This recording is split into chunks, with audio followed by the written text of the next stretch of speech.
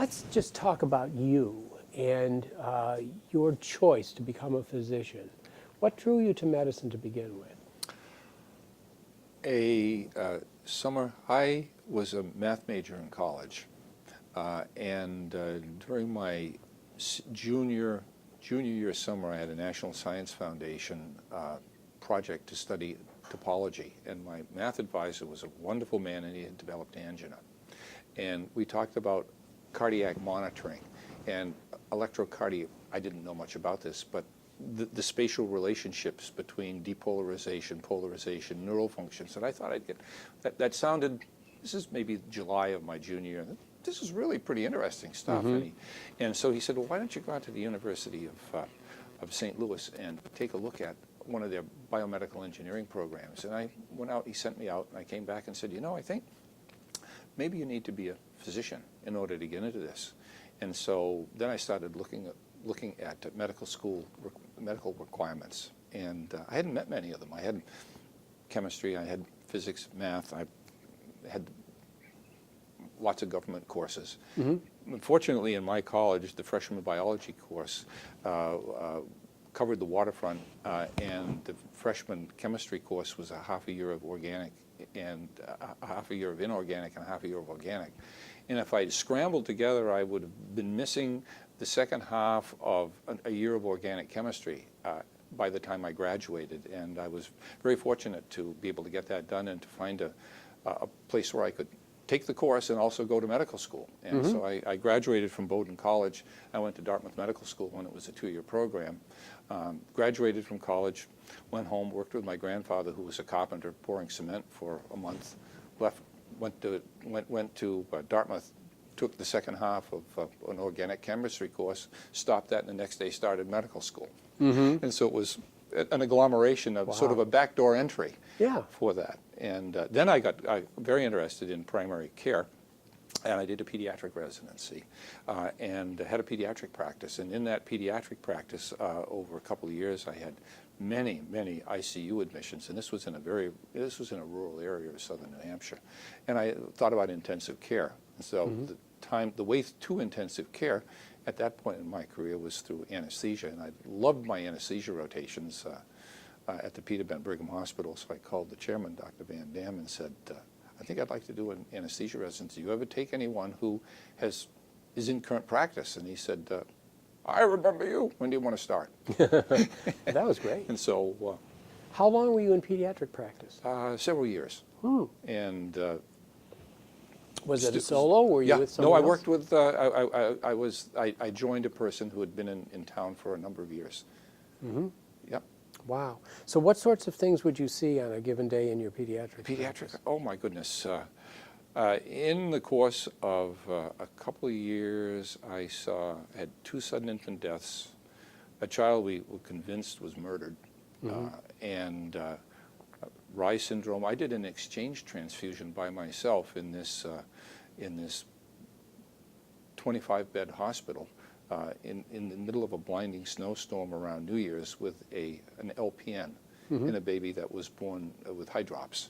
Wow. And called for the Dartmouth team to come, and they were hung up in a snowstorm, so I started the exchange transfusion on my own. Wow. And those are not community hospital procedures, right? Especially small community hospital procedures. Right. But I was familiar with the technique. I had done my pediatric residency at Duke and then at Children's. And so. And then you did your anesthesia residency. Yep. Where'd you go? I went to Peter Bent Brigham Hospital in Boston, and then at the end of that residency, there was quite a discussion about who was going to run ICUs. Was it going to be what organization, what department? In fact, it was confusing enough. I had 2 kids at that point and didn't want to get caught in that melee. And so I joined Anesthesia Associates of Massachusetts, which practiced at the New England Deaconess Hospital at that point, right across the street from the Brigham, and stayed with them for my career. Oh, wow. So what sorts of changes have you seen during your practice in anesthesia?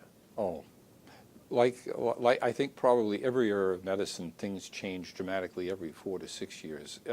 During my career in anesthesia, we've seen an intense interest in patient safety, largely due to some very interesting scholarly work on safety modeled after aviation safety. Mm-hmm. We had some wonderful technology achievements with the ability to measure oxygen with a technology called pulse oximetry to be able to measure respiratory gases, end-tidal carbon dioxide, all of the things that we're intimately involved with.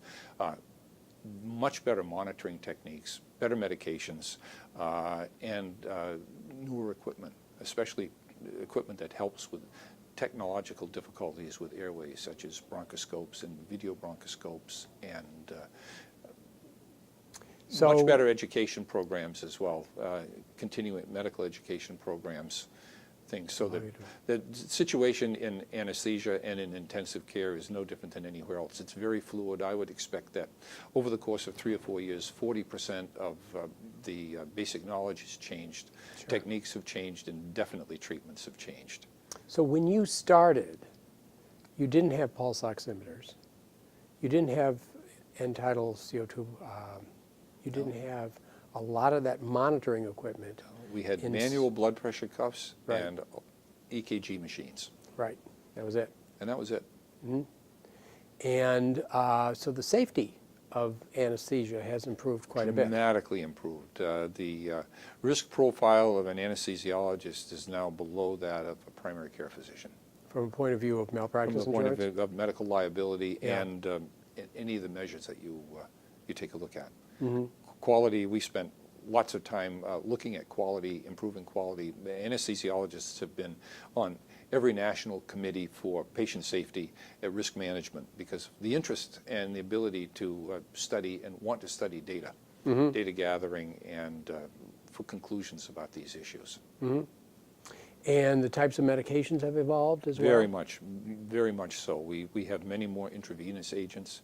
Mm-hmm. Our gold standard induction agent, pentothal, lasted from just before World War II and probably really wasn't phased out until 10 years ago. People still use the medication, and newer ones have come along, newer techniques, intravenous techniques, inhalation techniques, Mm-hmm. and much newer monitoring techniques. And regional anesthesia is playing an absolutely critical role in reducing the needs for intravenous pain medications and for allowing much more complex surgeries and for making postoperative care a lot more functional and easy, return to function being much quicker.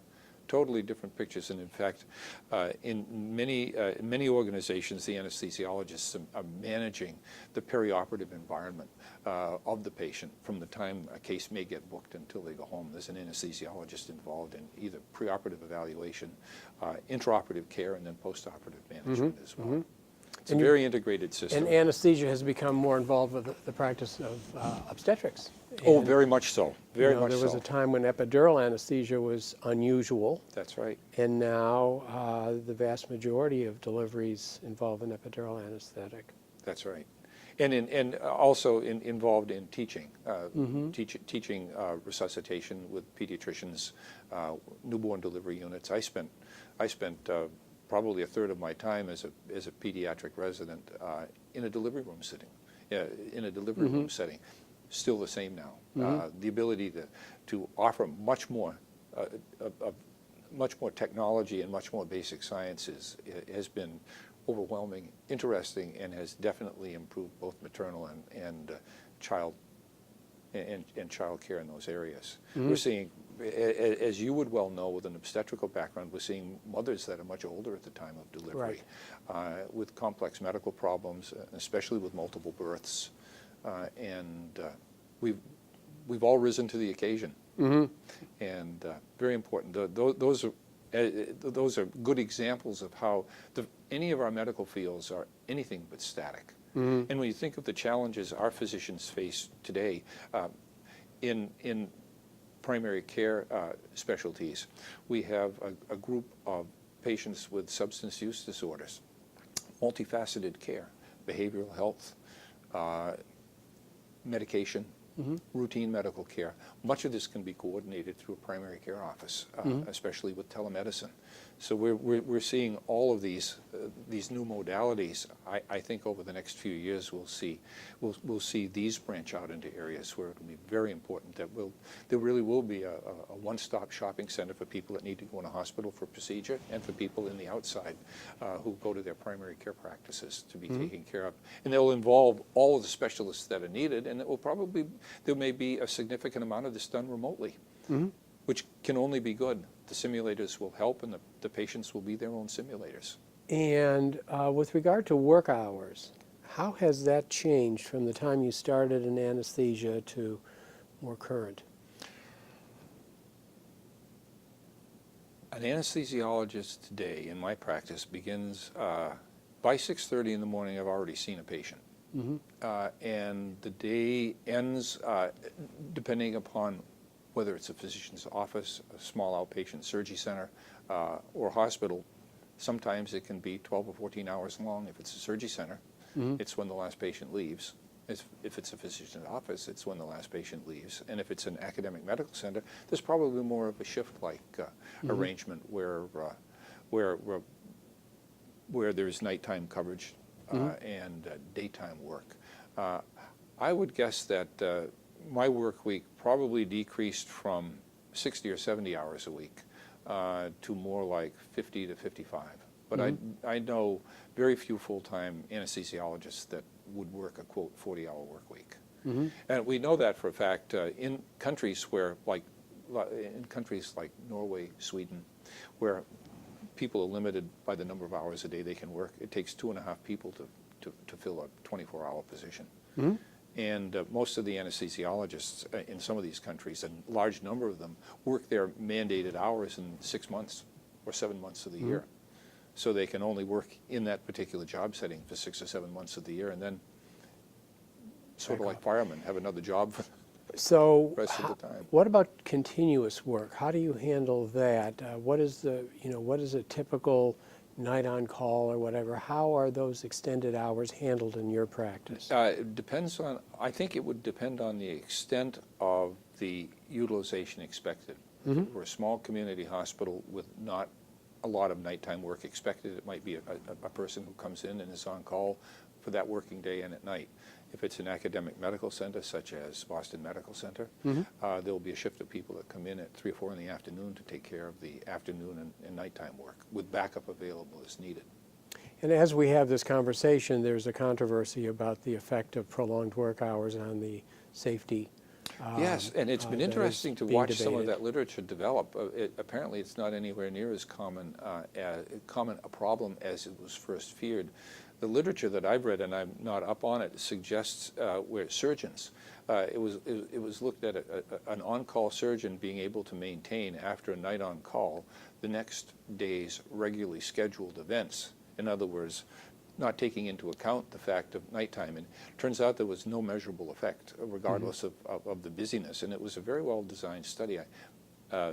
At least there are several. There have been some in the anesthesia literature, some in the general medical literature. And so I think it's never being left alone is probably more important than whether or not you're there. And in our practice, we have a tremendous amount of redundancy available. And people called in when necessary, people available to be responding to a site within 20 or 30 minutes if things look like there is either more happening that can be taken care of or more help is needed. So it's multiple layers of backup more important than whether or not it's a late evening. And the debate that is currently in place is whether regulations limiting residency training hours so that people aren't working extended longer than 24 or 30 hours continuously. And that is being looked at again to see if the balance between getting necessary experience and the concerns regarding sleep deprivation and safety are addressed. Once someone finishes their residency, depending on their specialty, there may be instances in which people regularly are working more than 24 hours. Oh, I think the first person surprised at a practicing physician's work week is the immediately graduated resident or fellow. Right, right. Well, I've thoroughly enjoyed this conversation, and I really thank you for taking the time to speak with us today. Well, thank you very much. It's been enjoyable.